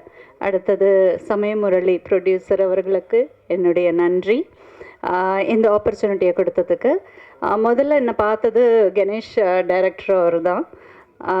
ஒரு அம்மா கேரக்டர் இருக்குது அப்படின்னு கூப்பிட்டாங்க. தென் நான் போன உடனே இந்த மாதிரி ஸ்டோரி அவுட்லைன் மட்டும் அந்த அம்மாவோட கேரக்டர் பற்றி சொன்னாங்க. எனக்கு ரொம்ப பிடிச்சிருந்தது. உடனே ஓகே சொன்னேன். அண்ட் அவருக்கும் என்னுடைய நன்றி. இந்த படம் என்னுடைய சீன்ஸ் எல்லாம் பண்ணுறச்ச சமயமுரளி சார் கூட நின்று ரொம்ப என்கரேஜ் பண்ணி அப்ரிஷியேட் பண்ணி இது இப்படி பண்ணால் நல்லாயிருக்கும், அப்படி பண்ணால் நல்லாயிருக்கும் அப்படின்ட்டு சஜஷன்ஸும் கொடுத்தாரு. அதே சமயத்தில் கணேஷ் சாரும் எனக்கு இப்படி வேணும் அப்படி வேணும்ன்ட்டு லைக் அவங்க சஜஷன்ஸ் கொடுத்தது எனக்கு இம்ப்ரூவ்மெண்ட்டுக்கும் என்னுடைய டேலண்ட்டை என்கரேஜ் பண்ணுற மாதிரி நல்ல ஒரு மோட்டிவேஷனாக இருந்தது எனக்கு இந்த ஆப்பர்ச்சுனிட்டி கொடுத்ததுக்கு. நிச்சயமாக இது எல்லாருக்கும் பிடிக்கும். ஏன்னா கணேஷ் சாரை பார்க்கும்போது எனக்கு இவர் தான் இந்த கேரக்டர் பண்ணியிருக்காரா அப்படின்றது எனக்கு ரொம்ப ஆச்சரியமாக இருந்தது. ஏன்னா அவ்வளோ அழகாக அந்த கேரக்டரை திருநங்கையாக பொர்ட்ரே பண்ணியிருக்கிறார் அவர். சூப்பர்பாக பண்ணியிருந்தாரு. அவரோட கூட நடிக்கிறது வந்து நான் இத்தனை படங்கள் பண்ணியும் எத்தனை சீரியல்ஸ் பண்ணியும் நான் வந்து இந்த கேரக்டர் அவரோட பண்ணுறது வந்து நான் ரொம்ப சின்னவளாக நினச்சேன். ஏன்னா அவ்வளோ அழகாக அவர் பொர்ட்ரே பண்ணியிருந்தார். எனக்கு ரொம்ப ஆச்சரியமாக இருந்தது. ஒரு திருநங்கையாக வந்து அவ்வளோ அழகாக அவர் இன்ச் பை இன்ச் அந்த அந்த அசைவுகள் எல்லாமே ரொம்ப அழகாக அவர் எனக்கு ரொம்ப பிடிச்சிருந்தது அவரோட பண்ணுறதுக்கு. Thank you Ganesh sir for giving me this opportunity and thank you Samaya Murali sir for giving me this opportunity. என் கடவுளுக்கு நன்றி சொல்கிறேன். நீங்கள் எங்களுக்கு மோட்டிவேட் பண்ணி சப்போர்ட் பண்ணி எங்களை இந்த இந்த படத்தை வந்து எங்களுக்கு நல்லா எடுத்து கொடுக்கணுன்றத உங்ககிட்ட தெரிவிச்சுக்கிறேன். ஸோ இந்த வாய்ப்பை அளித்து அனைவருக்கும் என் மனமார்ந்த நன்றிகளை தெரிவிச்சுக்கிறேன். தேங்க்யூ. வந்திருக்கும் மீடியா நண்பர்கள் அனைவருக்கும் எனது மாலை நேர வணக்கம். சைலண்ட் இந்த படத்தை நான் பார்த்துட்டேன். ஆல்ரெடி நான் பார்த்து ஒரு 2 months ஆகுது. இந்த படத்தில் வந்து இசையமைச்சிருக்கிறது வந்து நம்ம சமயமொழி சார். ஆக்சுவலி சமயமொழி சார் வந்து ஒரு ஐஏஆர்எஸ் ஆஃபீஸர். அவர் எனக்கு அறிமுகமாகும் போது ஒரு ஐஆர்எஸ் ஆஃபீஸர் தான் எனக்கு அறிமுகமாகிறாரு. அதுக்கப்புறம் அவருடைய ஒரு புக்கு படிக்கிறதுக்கான வாய்ப்பு எனக்கு கிடச்சிது. அந்த புக்கை கொடுத்துட்டார். அவர் எழுதிய அந்த புக்கு, அந்த புத்தகத்தை படித்தா எனக்கு அவர் மேலே ஒரு மிகப்பெரிய மரியாதை வந்தது. ஏன்னா ஒரு ஐஆர்எஸ் ஆஃபீஸர் ஒரு ரைட்டராக இவ்வளோ ஒரு நேர்த்தியாக ஒரு கதை எழுத முடியுமா அப்படின்னு. இப்போ கூட ஒரு நாவல் கொடுத்துருக்காரு என்கிட்ட, காக்கியின் காதல்னு சொல்லிட்டு. அது என்ன நான் படிக்கலை. ஸோ அவர் மியூசிக்காகவும் பாட்டு போட்டிருக்கிறது எனக்கு ஒரு ஆஃபீஸராக இருந்துக்கிட்டு சினிமாவில் அவ்வளோ ஒரு கிரேஸாக இருக்காருன்றது உண்மையாகவே ரொம்ப சந்தோஷமாக இருக்குது. இது கணேஷ்க்கு வந்து அவர் வந்து மிகப்பெரிய ஒரு சப்போர்ட்டாக இருந்தார். எனக்கு தெரியும் கணேஷ் வந்து ஒரு புதுமுக இயக்குனராக இருந்தால் கூட இந்த படத்தில் மிக சிறப்பாக நடிச்சிருப்பார். நீங்கள் படம் பார்க்கும்போது தெரியும் ஒரு சிறந்த கலைஞர். அவர் வந்து கணேஷ் வந்து தன்னை வந்து வாய்ப்பு தேடி அலைஞ்சு எங்கேயுமே தனக்கு வாய்ப்பு கிடைக்கலன்ற போது தானே வந்து ஒரு சுயம்புவாக ஒரு கதையை உருவாக்கி ஒரு கதையை வாங்கி அதை நடித்து அவரே நடித்து உருவாகலாம் சாதாரண விஷயம் கிடையாது. அவ்வளோ பெயின் இருந்திருக்கு அவருக்குள்ள. எனக்கு தெரிஞ்சு இந்த படத்துக்கு அப்புறம் அவருக்கு வந்து இயக்கிறதுக்கான வாய்ப்பு கிடைக்குதா இல்லையான்னு கூட எனக்கு தெரியாது. பட் நடிகராக வந்து ஒரு நிச்சயமாக வந்து ஜெயிப்பான்ற நம்பிக்கை இருக்குது. ஏன்னா அந்த அந்த கேரக்டர் வந்து ஈஸியாக எல்லோரும் பண்ணிட முடியாது. ரொம்ப ஒரு சேலஞ்சிங்கான கேரக்டர். அது டிஃப்ரெண்ட்டாக படிப்பார். ரொம்ப திடீர்னு நெகட்டிவாக பண்ணுவார், திடீர்னு வந்து ஒரு எமோஷனலாக பண்ணியிருப்பார். ரொம்ப ரசித்து பண்ணியிருப்பார் அந்த கேரக்டர். எனக்கு ரொம்ப பிடிச்சேன். நான் படம் பார்த்தோன்னே சொன்னது அவர் நீ நடிப்பிலே கான்சன்ட்ரேட் பண்ணிக்கலாம், மிக சிறப்பாக நடிக்கிற அப்படின்னு. ஆனால் இந்த அவருக்கு வந்து இவ்வளோ சப்போர்ட் கொடுத்து இவ்வளோ ஸ்பேஸ் கொடுத்து அவர் வந்து உருவாக்குனார்னா அதில் சமயமுரளி சாரோட ரோல் வந்து பெரிய ரோல். அதனால் சமயமுரளி சாருக்கு வந்து இந்த இடத்துல வந்து நம்ம நன்றி சொல்லணும். ஏன்னா ஒரு ஆஃபீஸராக இருந்துக்கிட்டு இதெல்லாம் பண்ண வேண்டிய அவருக்கு தேவை கிடையாது. சினிமா மேலே உள்ள ஒரு காதல் தான். அப்புறம் சொன்னால் ஹேமந்த் வந்து இந்த படத்தில் வந்து ஹேம்நாத் வந்து அவரும் புதுசாக பிஆர்ஓ அறிமுகமாக இருக்கார். அவருக்கும் என்னுடைய வாழ்த்துக்கள். நீங்களும் சீக்கிரம் போய் அந்த சங்கத்தில் மெம்பராகி எலெக்ஷன் நடத்துகிட்டு தலைவருக்கு நீங்கள் ஒரு நீண்ட காலமாக தலைவர் அடுத்த ஜென்ரேஷன் வரட்டும் என்னென்ன வாழ்த்து. மற்றபடி இந்த வாரம் வந்த படங்கள் கூட பார்த்திங்கன்னா வந்து எந்த படங்களுக்கு வந்து சரியான விமர்சனங்கள் எல்லாம் வந்து இந்த விமர்சனங்கள் எழுதக்கூடாது அப்படின்றதுனால தான் சீனிவாசாமி சொன்னது மாதிரி எனக்கு வந்து விமர்சனங்கள் வந்து உடன்பாடு உண்டு. நான் வந்து விமர்சனங்களை வரவேற்கிறவர் தான். இதை நான் ஆரம்பத்துலேருந்து என்னோடய படங்களை சொல்லியிருப்பேன். என்னோடய படங்களை திட்டினாலும் சரி, நான் எப்படி பார்க்குறேன்னா லோக்கலாக சொல்லப்போனால் ஒரு பொருளாக இருந்தால் அது வீசணும் இல்லை மணக்கணும், ரெண்டுமே இல்லைன்னா அந்த பொருளுக்கான வேல்யூ இல்லைன்னு தான் பார்க்குறேன். விமர்சனம்ன்றது வந்து நம்மளை மெருகேற்றிக்கிறது தான். எப்போவுமே வந்து என்னுடைய படைப்பு வந்து எனக்கு சிறப்பாக இருக்கும். நாங்களும் நல்ல படம் எடுக்கணும்னு தான் ட்ரை பண்ணுறோம். தயாரிப்பாளர்களும் யாரும் வந்து ஒரு மொக்க படத்தை கொடுத்துட்டு போகணும், நீங்கள் வந்து எங்களை திட்டணுன்ற ஆசை கிடையாது. நல்ல படம் எடுக்கணும் தான் வர்றோம், நல்ல படம் எடுக்கிறதுக்கு தான் ட்ரை பண்ணுறோம். இயக்குநர்கள்ட்ட கதை கேட்குறோம். எங்ககிட்ட கதை ஒன்று சொல்லுவாங்க, அதுக்கப்புறம் வந்து அவங்க எடுக்கிற வேறு மாதிரி வந்துடும். மேக்கிங்கில் உங்களுக்கு தெரியாது கிடையாது. ஏன்னா அது ஒரு தனிப்பட்ட ஆளோட முயற்சி கிடையாது, ஒரு டீம் ஒர்க்கு. ஒரு கேமராமேன் தப்பு பண்ணலாம், ஒரு மியூசிக் டைரக்டர் தப்பு பண்ணலாம், இல்லை நடித்தவங்க தப்பு பண்ணியிருக்கலாம். இப்படி எல்லாருடைய பங்குன்னு சேர்ந்தது தான். இது தயாரிப்பாளர்கள் மட்டுமே வந்து ஒரு கதையை வந்து ஜட்ஜ் பண்ணி இவங்க தப்பாக எடுத்துட்டாங்கலாம் சொல்ல முடியாது. எங்களுக்கும் அந்த ரெஸ்பான்சிபிலிட்டி இருக்குது. ஏன்னா பணம் போடுறான், நல்ல கதை எடுக்கணும்னு சொல்லி தானே பணம் போடுவோம். ஏதோ பணம் போட்டு லாஸ் ஆகிட்டு வரணுன்ற பணம் இருக்க போகிறோம் அப்படிலாம் கிடையாது. விமர்சனங்களை பொறுத்த வரைக்கும் நான் எப்படி பார்க்குறேன்னா, நீங்கள் இல்லைன்னா இன்றைக்கி இந்த சின்ன படங்களே கிடையாது. சின்ன படங்களுக்கு வந்து இப்போ நம்ம சொல்கிறது மாதிரி ஒரு 4 நாளைக்கு அப்புறம் நீங்கள் விமர்சனம் பண்ணுங்கள் அப்படின்லாம் சொல்கிறதுலாம் யதார்த்தமே கிடையாது என்னை பொறுத்தவரை. ஏன்னா அப்போ வந்து ஒரு 70 பிரிண்ட் போடுவோம்.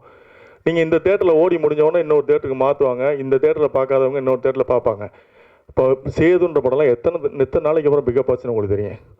ஒரு ஒருதலை ரகம்ன்ற படம்லாம் எவ்வளோ நாளைக்கு அப்புறம் பிக்கப் ஆச்சுங்க. நீங்கள் இன்றைக்கி மாதிரி சேதுவோ இல்லை இன்றைக்கி ஒருதலை ரகமோ ரிலீஸ் ஆகிருந்தால் இன்றைக்கி ஒரு டிஆர் இருந்திருக்க மாட்டார், ஒரு பாலா இருந்திருக்க மாட்டார். ஸோ அப்போ அன்றைக்கி வந்து ஸ்க்ரீன் பேஸு ஒரு தேட்டருக்கு இதை முடிஞ்சதுன்னா இன்னொரு தேட்டருக்கு மாற்றுவாங்க. அப்போ ஆடியன்ஸுக்கு பார்க்கறதுக்கான வாய்ப்பு இருந்தது. இன்றைக்கி ஒரு நாள் கூத்து தான். காலையில் 11 மணிக்கு ஷோ வந்து ரன் ஆச்சுன்னா அந்த ஷோவுக்கு ஆள் வரலைன்னா அடுத்த ஷோ 2:30 ஷோ வந்து இருக்காது, அந்த படம் தூக்கிடுவாங்க. ஸோ இப்போ ஒரே நாளில் விட்டில் பூச்சி மாதிரி அன்னைக்கு முடிஞ்சு போச்சு, சோழி முடிஞ்சு போச்சு. அதுக்கான வேல்யூவே இருக்காது. அப்போ நம்ம வந்து நம்ம என்ன ஏதாவது ஒரு நாய்ஸ் கிரியேட் பண்ண வேண்டியது இருக்குது. அந்த படத்தை முன்னாடியே மீடியாவுக்கு போட்டு காட்ட வேண்டியது இருக்குது. நீங்கள் அந்த படத்தை பற்றி பேசுங்க. நீங்கள் பேசிட்டே ரப்பர் பந்தை ஹிட் பண்ணீங்க, அது யாராலையும் மறுக்க முடியாது. அதாவது வந்து நல்ல படத்தை ஓட வச்சதோட பங்கு மீடியாக்களோட பங்கு இருக்குன்றது எனக்கு தெரியும், நான் அறிவேன். நல்ல படம் நீங்கள் வெளியே ப்ரெஸ்ஸோ பார்த்துட்டு வந்தோடனே சோசியல் மீடியாவில் ஒரு வைப் கிரியேட் ஆகும். அப்படியே பார்த்துட்டு அவங்கள அறியாமலே சோசியல் மீடியாவில் எழுத ஆரம்பிப்பாங்க, இது சூப்பர் ஆவேசம் அப்படிலாம். நீங்கள் நல்லா இருக்குன்னு சொன்ன படங்களும் சில படங்கள் ஓடாமல் இருந்திருக்கு, நல்லா இல்லைன்னு சொன்ன படங்களும் ஓடி இருக்கு. இப்போ ராட்சசன்லாம் நீங்கள் வந்து நல்லா இல்லைன்னு நிறைய பேர் போட்டிருந்தாங்க, ஆனால் அந்த படம் ஓடிச்சு. சமீபத்தில் வந்த ஒரு படம் கூட டிமாண்டி காலனின்னு நிறைய பேர் நல்லா இல்லைன்னு எழுதியிருந்தாங்க, ஆனால் அந்த படம் கலெக்ஷன் நல்ல கலெக்ஷன். ஸோ அப்போ நம்ம வந்து எல்லாரோட பார்வையும் ஒரே மாதிரி இருக்காது. நம்ம பார்க்குறது தான் சரியான பார்வைன்னு சொல்ல முடியாது. நான் ரசிக்கிற படம் வந்து எல்லோரும் ரசிக்கன்றத அவங்கவுங்க மனநிலையை பொறுத்தது தான் ஒரு படம் பார்க்குறது. நம்ம அதுக்காக பயந்துக்கிட்டு நம்ம விமர்சனம் வேணாம்னு சொன்னோம்னு வச்சுங்களேன், அப்புறம் இப்படிப்பட்ட இயக்குனர்கள்லாம் வரவே முடியாது. இவங்கெல்லாம் ஒரே நாளில் கனவு போயிடுவாங்க. அப்புறம் இன்றைக்கி எதிர்காலத்தில் வர இயக்குனரோட வாழ்க்கையெல்லாம் கனவாகி போயிடும். அவங்க எப்படி வர்றது? இப்போ நீங்கள் ரப்பர் பந்துக்கு யாருமே விமர்சனம் போடல, 4 நாள் பொறுத்து நீங்கள் விமர்சனம் போடுங்கன்னு நம்ம சொல்லியிருந்தோம்னா அந்த இயக்குனரோட வாழ்க்கை என்ன இருக்கா? புதுசாக வர ஒரு இயக்குனருக்கு வந்து எந்த நடிகர் வந்து பெரிய நடிகர் வந்து டேட்டு கொடுத்து நீங்கள் ஒரு பெரிய படங்களுக்கு வந்து அவங்களுக்கான ரசிகர் பட்டாளம் இருக்காங்க, அவங்க வந்து நூன் ஷோவை புல் பண்ணிடுவாங்க. அதுக்கு தான் அந்த நூன் ஷோவை புல் பண்ணுறதுக்கான ஆர்டிஸ்ட் தான் வேல்யூ உள்ள ஆர்டிஸ்ட். அதுக்கு தான் ஒரு மார்க்கெட் வேல்யூ உள்ளவங்க, அவங்களுக்கு சம்பளம் கொடுத்து நம்ம நடிக்க வைக்கிறாங்க, நூன் ஷோவையாவது புல் பண்ணட்டும் அவங்க அப்படின்னு. அப்போ அப்படி வரும்போது மவுத்தாக்கில் ஒரு வேளை அவங்க பார்த்துட்டு போய் வெளியே சொல்லுவாங்க, படம் நல்லா இருக்குன்னா திரும்ப வர போகிறாங்க, நல்லா இல்லைன்னா போக போகிறாங்க. சின்ன படங்களுக்கு நம்ம என்ன பண்ண முடியும்? சின்ன படங்கள் நீங்கள் 4 நாளைக்கு அப்புறம் ரிவ்யூ போடுங்க அப்படின்னு சொன்னோம்னா நம்ம 4 நாளைக்குள்ள அந்த படம் காணாமல் போயிடும், வந்தனைக்கே காணாமல் போயிடும். 4 நாளைக்கு அப்புறம் வந்து நம்ம தான் உட்காந்து தனியாக பார்த்துக்கிட்டு இருக்காங்க, ஆள் இருக்காது. அதனால் வந்து இது நம்ம வந்து மீடியாவும் தயாரிப்பாளர்களும் ஒரு இணக்கமான முடிவு எடுத்து போக வேண்டியது. அதனால் இந்த சினிமா நல்லா இருக்கணுன்றதுல உங்கள் பங்கு வந்து மிகப்பெரிய பங்கு. உங்களோட பங்கு இது வந்து இந்த படத்தை வந்து நீங்கள் கொண்டு போய் சேர்க்கறதுக்கான பொறுப்பு உங்கள்கிட்ட தான் இருக்குது. இது நம்ம 2 பேரும் தான் நம்ம இதில் வந்து ஆரோக்கியமாக முடிவு எடுக்கணும். விமர்சனங்களை வந்து ரொம்ப நாகரிகமாக ஆரோக்கியமாக வைக்கணும். ஏன்னா ஒரு காலத்தில் வந்து அவங்க இப்போ உங்களுக்கு தெரியும், ஆனந்தவனோட மார்க் போடுறதுலாம் பார்த்தீங்கன்னா போஸ்ட் அடிச்சுலாம் ஓட்டியிருக்காங்க. 45 மார்க் ஆனந்த விடலில் போடுறாங்க, 50 மார்க் போடுறாங்கன்னா அது அன்றைக்கி வந்து வால் போஸ்டில் பெருசாக இருக்குது ஆனந்த விடலை. அப்போ அது வேல்யூ பண்ணாங்க அந்த ரிவ்யூ வந்து. அப்போ பத்திரிகையாளர்கள் நமக்கும் வந்து அந்த ரெஸ்பான்சிபிலிட்டி இருக்குன்னு நம்புகிறேன். ஏன்னா இது நம்ம எல்லோரும் சேர்ந்து இது ஒரு கிட்டத்தட்ட நம்ம இண்டஸ்ட்ரியில் ஒரு 50,000 பீப்புள் வாழக்கூடிய ஒரு தொழில். இதுக்கு நமக்கு எல்லாருக்குமே ரெஸ்பான்சிபிலிட்டி இருக்குன்னு நம்புகிறேன். இப்போ அதுக்காக பத்திரிக்கை நீங்கள் நான் சொல்ல மாதிரியே நீங்கள் ரிவ்யூவே போடாதீங்க அப்படின்னு சொல்கிறதுல எனக்கு உடன்படே கிடையாது. அப்படின்னா வந்து ஒரு படம் ரிலீஸ் ஆகும்போது அந்த படம் வந்து எத்தனை நாள் மினிமம் நீங்கள் தேட்டரில் போடுவோம்ன்ற ஒரு கணக்கு வேணும். இத்தனை நாள் நாங்கள் எடுக்க மாட்டோம் அந்த படத்தை, ஆள் வருதோ வரலையோ ஒரு 4 நாளைக்கு இந்த படம் நிற்கும், நாங்கள் போடுறோம், மவுத் டாக்கில் வரட்டும் அப்படின்னு நாங்கன்னா ஒத்துக்கலாம். அப்படி தேட்டருக்காரங்க கண்டிப்பாக ஒத்துக்க மாட்டாங்க. ஏன்னா அவங்களும் எப்படி லாஸை பேர் பண்ணுவாங்க. இப்போ அவங்களுக்கு என்னென்னா வந்து எங்களுக்கு நூன் ஷோக்கு ஆள் இல்லைங்க, நம்ம காசு கொடுத்து டிக்கெட் வாங்கி நீங்கள் போடுங்கன்னு சொன்னால் கூட போட மாட்டாங்க, ஏன்னா கேண்டீன் பிஸ்னஸ் இருக்காது. ஸோ அதுக்கும் சிக்கல் இருக்குது. ஸோ ப்ராக்டிக்கலாக அப்படி நிறைய சிக்கல் இருக்குது. நீங்கள் எல்லா பக்கமும் நீங்கள் யோசிக்கணும். விமர்சனம் வேணான்னும் போது அப்போ எனக்கு அந்த பக்கத்தில் நீங்கள் வந்து எனக்கு அதுக்கான ஸ்பேஸ் கொடுக்கணும். இல்லைங்க நாங்கள் 4 நாளைக்கு வந்து நாங்கள் வந்து வெள்ளி சனி ஞாயிறு திங்கள் 3 நாளைக்கு வந்து நாங்கள் கண்டிப்பாக நாங்கள் படத்தை எடுக்க மாட்டோம், படம் போட்டிங்கன்னா அந்த படம் ஓடும், எத்தனை ஷோ உங்களுக்கு கொடுக்கமோ அத்தனை ஷோ நாங்கள் தூக்க மாட்டோம்னு கேரண்டி இருந்ததுன்னா நிச்சயமாக விமர்சனம் வேணான்னு சொல்லலாம். நீங்கள் வேணாங்க பரவாயில்ல அப்படின்னு. அதுக்கான வாய்ப்பு இல்லை, கொடுக்க முடியாது, அவங்களாலையும் கொடுக்க முடியாது. ஏன்னா அவங்களும் தேட்டர் பிஸ்னஸ் பண்ணுறவங்க, அவங்க என்ன பண்ண முடியும், அவங்க எல்லாமே வியாபாரம் தானே இங்கே. அப்போ நமக்கு ஒரே சாய்ஸ் வந்து மீடியா தான். மீடியா பார்த்துட்டு நல்லா இருக்குன்னா நல்லா இல்லைன்னு நல்லா இருக்குன்னு எழுத போகிறாங்க, நல்லா இல்லைன்னா நல்லா இல்லைன்னு எழுத போகிறாங்க. நல்லா இல்லைன்னு நம்ம மாற்றிக்க போகிறோம். இதுதான் தொழில்னு வந்துட்டோம். இப்போ நான் எடுத்த படத்தை சரியில்லைன்னு சொன்னீங்கன்னா நான் என்னோடய படத்தை திறனாய்வு படிப்பேன். ஓகே இவங்க சொல்கிற நிறைய பேரோட ரிவ்யூ நான் படிப்பேன், சீனு ராமசாமி சொல்லும்போது படிப்பேன். சில வந்து அவங்களோட பாயிண்ட் ஆஃப் வியூ எழுதியிருப்பாங்க, இந்த கதை இப்படி இருந்தால் நல்லா இருக்கும், இப்படி இருந்தால் நல்லா இருக்கும், அது அவங்களுடைய வியூ, இப்படி இருந்தால் நல்லா இருக்கும்னு சொல்லி அதுக்காக எழுதக்கூடாதுலாம் கிடையாது. நல்லா இருக்கும் நல்லா இல்லையோ உங்களுக்கு மனசை தோற எழுதணும், ஒரு நாய்ஸ் கிரியேட் ஆகணும், அவ்வளோதான். அது இந்த படத்தை பற்றினா ஒரு இப்போ நீங்கள் பாருங்களேன், இந்த வாரம் ரிலீஸ் ஆன படத்துக்கு எந்த படத்துக்கு அந்த மாதிரி ஒரு இதே இல்லை. பாவம் இந்த வாரம் ரிலீஸ் ஆன படங்கள்லாம் வந்து இந்த ஜீப்ரான்னு ஒரு படம் வந்துச்சு, எனக்கு எனக்கு எனக்கு ரொமான்ஸ் மட்டும் இந்த ஒரு படம், எந்த படமே எந்த இதுலேயுமே வந்து ஒரு நாய்ஸ் கிரியேட் பண்ணல. ஸோ இது பாவம் தான் அது ஆக்சுவலாக. இதை நம்ம எல்லாருமே உட்காந்து நீங்களும் புரிஞ்சுக்கணும், எங்களுடைய வழிகளை புரிஞ்சுக்கணும். நாங்களும் இவ்வளோ கோடி ரூபா போட்டு இன்வெஸ்ட் பண்ணி படம் எடுக்கிறோம். நீங்கள் வந்து குற்றம் சொல்வதற்கு உங்களுக்கு முழு உரிமை இருக்குது. எந்த ஒரு ஆசிரியனுக்கும் மாணவனை தண்டிப்பதற்கு முழு உரிமை உண்டு. அந்த மாணவன் வந்து அவனை திருத்திக்கிறதுக்காக நல்ல விதம், அதாவது கசப்பு மருந்து எப்போவுமே வந்து உடம்புக்கு நல்லதுன்னுவாங்க. நீங்கள் சொல்கிற அறிவுரை எங்களுக்கு அப்படி தான் இருக்கணும். தனிநபராக வந்து உங்களோட விருப்ப வெறுப்புகளை வந்து இதில் காட்டக்கூடாதுன்றதான் என்னுடைய தாழ்மையான கருத்து. இது உங்கள்கிட்ட வந்து நான் அட்வைஸாக உங்கள் வேண்டுகோளை வைக்கிறேன். உங்களுடைய விருப்ப வெறுப்பு எது இருந்தாலும் அதை வந்து அந்த படைப்பில் காட்டாங்க. ஏன்னா அந்த படைப்பில் நீங்கள் என்ன மட்டும் உங்களுக்கு பிடிக்காமல் இருக்கும், என்ன பிடிக்காதுக்காக என்னை டார்கெட் பண்ணி எழுதுவீங்க. பட் அந்த படத்தில் வந்து நிறைய பேர் நடிச்சிருப்பாங்க, நிறைய பேரோட முதல் கனவாக இருக்கும். அதில் அவங்க அப்போ எல்லாருமே பாதிக்கப்படும். ஸோ அதனால் நம்மளுடைய தனிமனித விருப்ப வெறுப்பெல்லாம் வந்து ஒரு படைப்பில் வைக்கக்கூடாதுன்றது என்னுடைய வேண்டுகோள். மற்றபடி உங்களுடைய ஆதரவு வந்து சினிமாவுக்கு என்றைக்குமே தேவை. முதல் நாளே உங்களுடைய விமர்சனத்தை நாங்கள் எதிர்பார்க்குறோம், எங்களுக்கு வேணும் அப்படின்றலாம் நான் ரொம்ப ஸ்ட்ராங்காக இருக்கேன். இது சீனு ராமசாமி சொன்ன மாதிரி நீங்கள் சொல்லுங்கள், ப்ரொடியூசர் கவுன்சிலில் சொல்லுங்கள். நான் எப்போயுமே என்னோடய ஸ்டாண்டில் நான் தெளிவாக இருப்பேன். நான் ரிவ்யூ வந்து மதிக்கிறவன், நான் விமர்சனங்களை ஏற்றுக்கொள்ளக்கூடியவன். விமர்சனம் வேணும், ஏன்னா அதுதான் இன்றைக்கி உள்ள படைப்பாளிகளை அடையாளப்படுத்தும். சின்ன டாடான்னு ஒரு டைரக்டர் இப்போ வந்து பேசிட்டு போனார். அவர் எப்படி உருவானார்? நீங்கள் கொடுத்த விமர்சனத்து மூலமாக நீங்கள் நிறைய பேர் உருவாக்கி விட்டுருங்க. இன்றைக்கி உயரத்தில் இருப்பவர்களெல்லாம் நீங்கள் உருவாக்கி விட்டவங்க தான். நான் உயர போனதுக்கப்புறம் நீங்கள் தேவையில்லைன்னு உங்களை ஒதுக்குறது வந்து நியாயமாக இருக்காது. எனக்கு அது சரின்னு படலை. பட் அதனால் உங்களுடைய விமர்சனங்கள் வேணும். இந்த படத்துக்கு அப்படி தான் நான் சொல்கிறேன். இந்த படத்துக்கு இந்த கணேசன்றவர் அவருடைய பெரும் முயற்சி. இந்த படம் வந்து அவர் எவ்வளோ கஷ்டப்பட்டு எடுத்திருக்காருன்றது எனக்கு தெரியும். ஏன்னா அதில் அது அந்த கேரக்டராக நடித்தது தான் அவருடைய உண்மையாகவே அவருடைய வாழ்க்கை.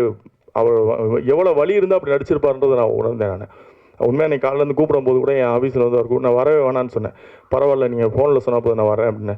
இல்லை உங்கள் ஆஃபீஸ்க்கு வரேன் அப்போ அவரை வர வச்சு நான் கேட்டேன், யாரை கூப்பிட்ருக்கீங்க, யார் இதுக்கு பிஆர்ஓ, எப்படி இதை வந்து இப்படிலாம் கேட்டேன். அவருக்கு பாவம் அவர் வந்து இந்த ஒரு படம் பண்ணணும், நடிக்கணும் அப்படின்ற ஒரு ஆர்வம் தான் இருக்குது. நிச்சயமாக நல்லா வருவீங்க பிரதர். நீங்கள் இந்த படத்துக்காக நிறைய மெனக்கெட்டுருக்கீங்க. உங்களுடைய சின்சியாரிட்டி கண்டிப்பாக வருவீங்க. ஏன்னா சினிமா வந்து நம்பினவங்களை கைவிட்டதே கிடையாது. சும்மா இதை வந்து ஒரு என்டர்டெயின்மெண்ட் சும்மா பொழுதுபோக்காக எடுத்துகிட்டு போகிறவங்கள வேணால் அந்த சினிமா கைவிட்டுருக்குமே தவிர உண்மையாகவே சினிமாவை நேசித்தவங்க யாரும் தோற்று போக மாட்டான். தோற்று போகிற மாதிரி நமக்கு தெரியுமே தவிர தோற்று போக மாட்டோம். நிச்சயமாக ஜெயிப்போம். நீங்கள் இந்த படத்தின் மூலமாக வெற்றி பெறுவீங்க. என்னுடைய வாழ்த்துக்கள். இந்த டீம் அனைவருக்கும் என்னுடைய வாழ்த்துக்கள். நன்றி. வணக்கம். மேடையில் அமர்ந்திருக்கும் பெரியோர்களுக்கும் ஊடக நண்பர்களுக்கும் எனது மற்ற நண்பர்களுக்கும் வாழ்த்துக்கள். இந்த ஸ்டேஜில் நிற்கிறதுக்கே எனக்கு பயங்கர சந்தோஷமாக இருக்குது.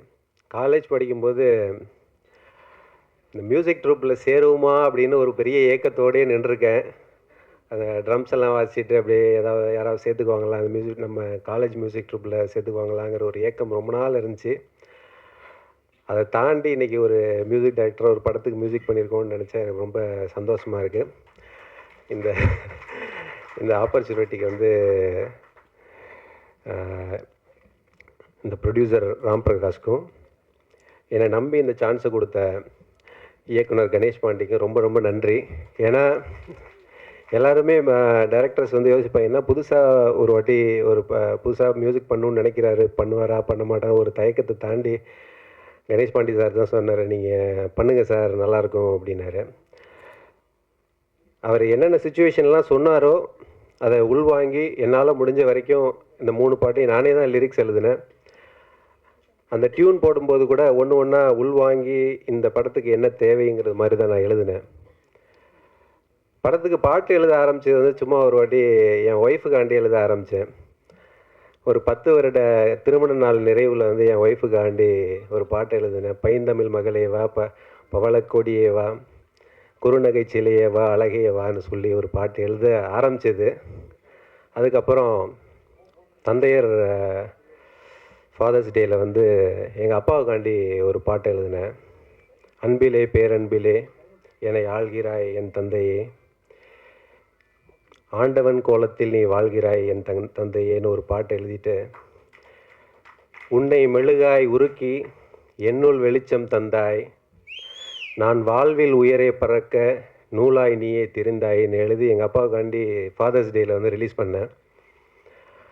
எல்லாருமே நம்ம ஜென்ஸ் எல்லாமே ஜெயிச்சிட்டோன்னா எல்லோரும் சின்ன வயசுலேருந்தே அம்மாவை பிடிச்சிட்டே திரிவோம், அம்மா அம்மானே சொல்லுவோம். பட் ஜெயித்தவொன்னே எல்லாருமே அப்பா அப்பான்னு மாறிடுவோன்னு அப்படின்னு எங்கள் அம்மா நினச்சிடக்கூடாதோ அப்படின்ட்டு எங்கள் அம்மாவுக்காண்டி நான் ஒரு பாட்டு எழுதினேன். அந்த பாட்டை மனசுலேயே இருக்கும்போது கணேஷ் பாண்டி அவர் கதை சொல்லும்போது நான் கணேஷ் பாண்டிகிட்ட சொன்னேன், கணேஷ் இந்த லிரிக்ஸ் வச்சுக்கலாமா? தாயே தாயே என் தெய்வமே, தெய்வத்திலும் ஒரு படி மேல் என் தாய் அவளே அப்படின்ட்டு. அப்பா கடவுள்னு சொன்னேன்னா அம்மா தெய்வத்திலும் ஒரு படி மேல்னு எழுதி அவர்கிட்ட சொன்னேன். அப்படி எழுதும்போது அம்மாவை நினச்சாலே எல்லாருக்கும் ஒரு இது வந்துடும். அந்த லைன்ஸ் எரியும் போதெல்லாம் இன்னும் எனக்கு உள்ளுக்குள்ளே இருக்குது. நான் எழுதும்போது அப்படியே ரொம்ப ரசித்து எழுதினேன். என்னை விட எது பெரிது கடல் தான் கேட்டதே, என்னை விட எது பெரிது கடல் தான் கேட்டதே, என் தாயின் பாசம் என்றேன் கடல் பின் வாங்குதே அப்படின்னு எழுதும்போது அது கணேஷ் பாண்டி சொன்ன லைனுக்கும் அந்த பாட்டுக்கும் பயங்கரமாக ஒரு மேட்சாக இருந்துச்சு. தேங்க்ஸ் கணேஷ். எங்கள் அம்மாவுக்காண்டி எழுதுனேன். பட் நீங்கள் இந்த பாயிண்ட்டை சொல்லும்போது அதை அப்படியே உள்ளே வச்சுட்டேன் போது எனக்கு ரொம்ப சந்தோஷமாக இருக்குது. அதுவும் சித்ரா மேடம் வாய்ஸில் இந்த பாட்டை கேட்கும்போது அதோட எலிவேஷன் வேறு லெவலில் இருக்குது. ஏன் இந்த 2 லைனையும் சொல்கிறேன்னா, ஒரு அப்பா ஒரு கடவுள், அம்மா கடவுள் ஒரு படி மேல்னு நம்ம எல்லாம் சொல்கிறோம். இந்த 2 பேரோட பாசம் எவ்வளோ பெருசுன்னு நமக்கு தெரியும். இந்த பாசத்தில் வளர்ந்த ஒரு குழந்தை ஒரு நாள் ஒரு பாலின மாற்றம் ஏற்பட்டதற்காக ஒரு குடும்பத்திலேருந்து வெளியேற்றுறாங்க. அப்போ ஒரு பாசத்தை தாண்டி அந்த ஒரு குழந்தைக்கு எவ்வளோ ஒரு வலி இருக்கும், அப்பா அம்மாவுக்கு எவ்வளோ வலி இருக்கும். ஒரு வீட்டை விட்டு ஒரு குழந்தைய அனுப்புகிறோம், அந்த போகும்போது ஒரு திருநங்கையாக மாறும்போது, ஒரு வீட்டை விட்டு அப்போ உயிர் மாதிரி நினைக்கிற அம்மா அப்பாவை விட்டு இவங்க வெளில போகிறாங்க. இல்லை குழந்தை உயிராக இருக்க குழந்தைய வெளியில் அனுப்பும்போது அவங்களுக்கு எந்த பெயினாக இருக்கும்னு நினச்சி தான் பெத்தவங்க அடித்து விரட்டும் வேதனை புரியுமா, எல்லாம் மறந்து வாழுற என் வாழ்க்கை உனக்கு புரியுமான்னு எழுதினேன் அந்த பாட்டில். திருநங்கைகள் அப்படிங்கும்போது அதுக்கு மட்டும் இல்லை, இந்த பாட்டை நான் எழுதும்போதே அவங்கள நினச்சி எனக்கு நிறைய ஃப்ரெண்ட்ஸ் உண்டு, திருநங்கைகள் ஃப்ரெண்ட்ஸ். நான் வேலை பார்க்குற இடத்துல கூட பார்த்தீங்கன்னா யாராவது கஸ்டமர்ஸ்குள்ளே உள்ள நிலஞ்சாலே எல்லாருக்குமே தெரியும் சமயமுரளி சாரை தான் பார்க்க போவாங்க அப்படின்னு. ஏன்னா ஏதாவது உதவிகள்னால் என்கிட்ட தான் வருவாங்க நிறைய பேர். ஒரு அரசு அலுவலகத்தில் ஒருத்தங்க உள்ளே நுழைஞ்சாலே எல்லாரும் ஐடென்டிஃபை சமயமுரளி சாரை தான் பார்க்க போவாங்க. அப்படிங்கும்போது எனக்கு ஒரு பாண்டிங், உங்களுக்கு நிறையா பண்ணணும். அவங்கள நினச்சி தான் எழுதினேன். நானாக மாறினேனே பெண்ணாக, வான்மேலே ஸ்டாராக மின்ன போகிறேன் ஜோராக, மனதிலுள்ள ஆசையெல்லாம் சிறகடித்து பறக்க விட்டு நானாக மாறினேனே பெண்ணாக. அது ஒரு ஆண் ஒரு பெண்ணாக மாறுற எழுதுறது எனக்கு பிடிச்ச இதில் எழுதி இவங்களுக்காண்டி அதான் சொன்னேன். என்னோடய நண்பர்களுக்கெல்லாம் அனுப்பிச்சேன், திருநங்கை நண்பர்கள். அந்த உங்களுக்காண்டி தான் இந்த பாட்டை நான் எழுதுனேன், இந்த ப்ரெசென்ட் பண்ணுறேன் அப்படின்னு சொல்லி. இதை தாண்டி ஒரு இசையமைக்கணும்னு வந்தால் புதுசாக ஒரு மியூசிக் பண்ணுறவங்களுக்கு நிறைய ப்ராப்ளம் இருக்கும். சங்கீதம் தெரியாது, புதுசாக பெருசாக அது நான் படிச்சுட்டு வரல. சித்ரா மேடம் ரெக்கார்டிங்க்கு ஒத்துக்கிட்டாங்க. பாட்டை கேட்டு அன்றைக்கி நைட்டு எனக்கு தூக்கமே வரல. என்ன வரல அப்படின்னா, அடுத்த நாள் அவங்க இது என்ன ராகம்னு கேட்டுருவாங்களோன்னு எனக்கு உண்மையிலே தூக்கம் வரல.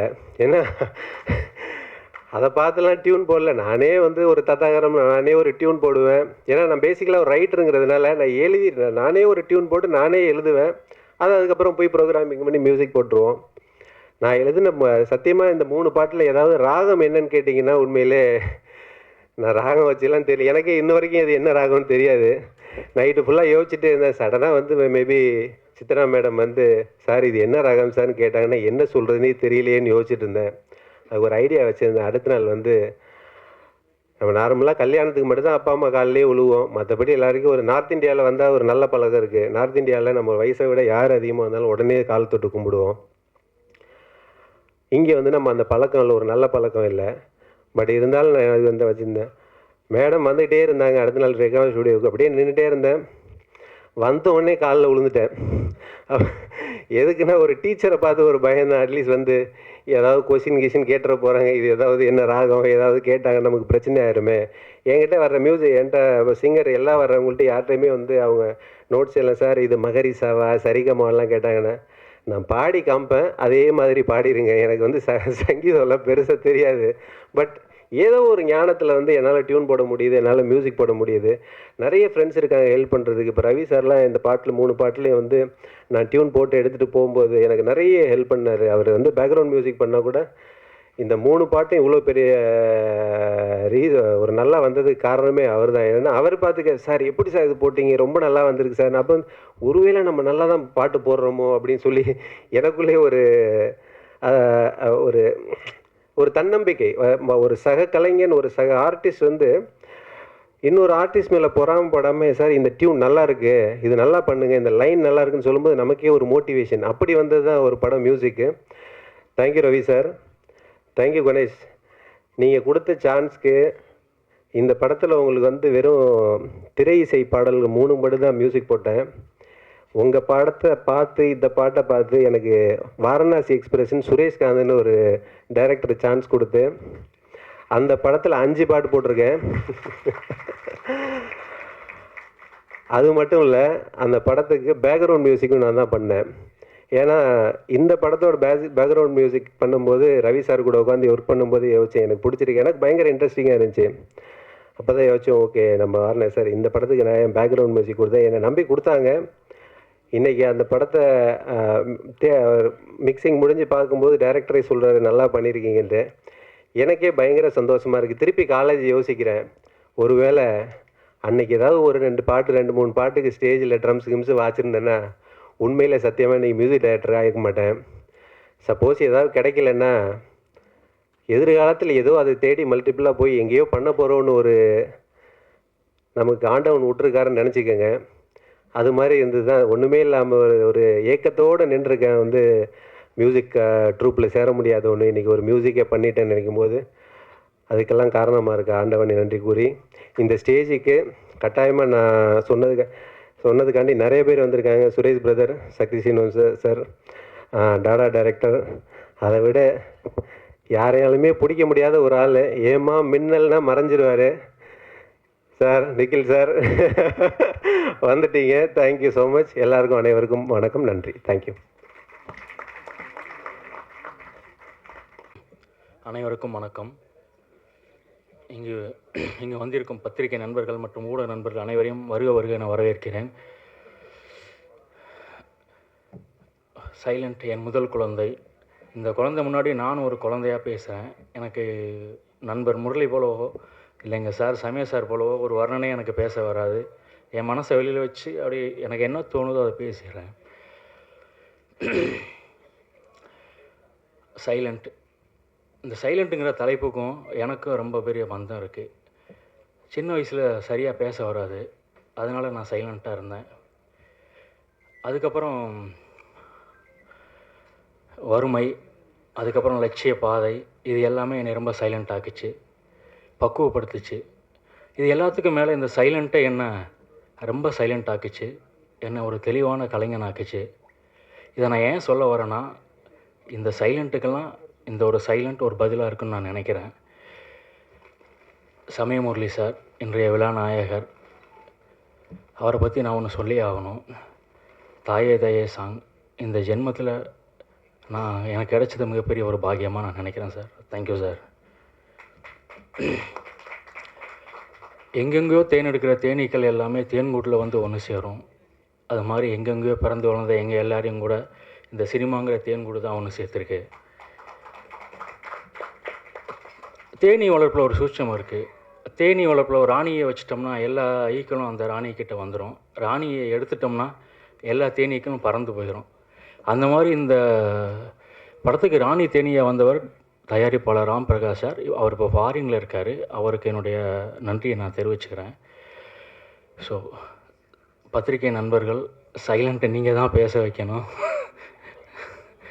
ஸோ சீனு ராமசாமி சார், குரு பார்க்க கோடி நன்மை, உங்கள் பார்வை பட்டிருக்கு சார், நான் கண்டிப்பாக நல்லா வந்துடுவேன் சார்.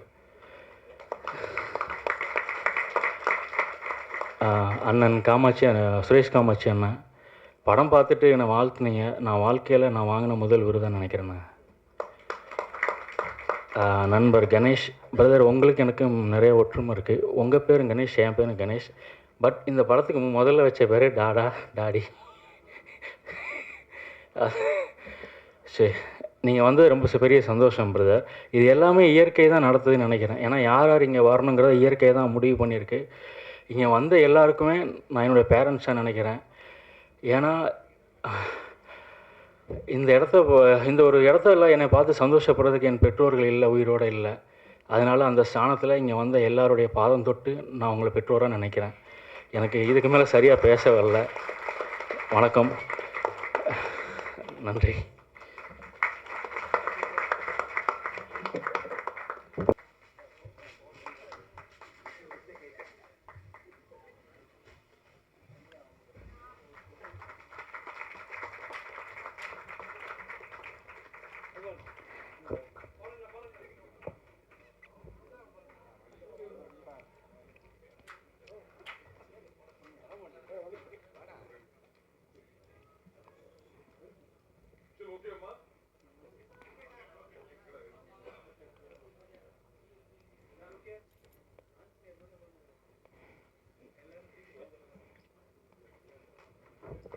இந்த படம் ஒரு பெரிய வெற்றி